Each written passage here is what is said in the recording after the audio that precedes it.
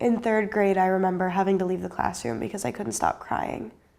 And I think that's when I began to think about suicide. And by 7th and 8th grade, I couldn't get through the school day without leaving the classroom and having a panic attack. And I would just leave. And the more I did that, the more I did that until I didn't want to go to school at all. Parenting is hard, no matter what. Of all the things I've done in my life, parenting is the hardest. You can't control what goes on with your child. You can't control how they feel, what they experience. I felt sad all the time, like similar to grief. I felt like I was grieving. And I guess in a way I wasn't having a childhood. I wouldn't get out of bed. If I did, it was to go to the bathroom or eat an entire box of Oreos or an entire pint of ice cream. And I would just lie in bed every day, upset that I was still alive. I didn't know how to parent Naomi.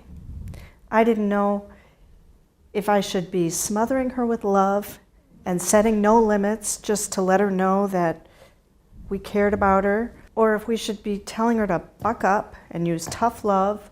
We tried new therapists, we tried new meds, we tried new therapies, but nothing was getting better.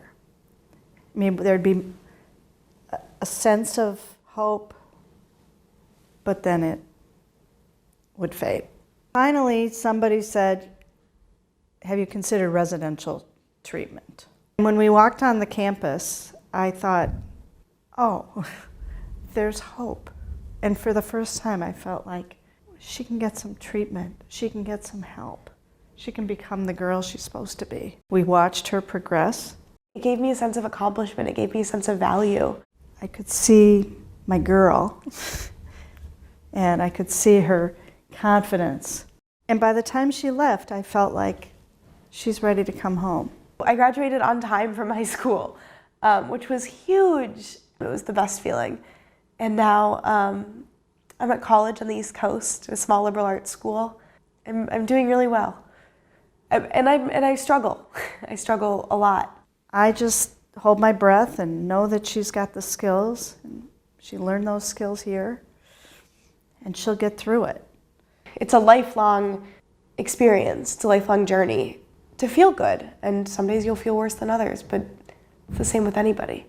I think the biggest thing for me is when I'm not doing well, I don't feel hopeless anymore. I know that I'm strong enough to get through whatever life's throwing at me.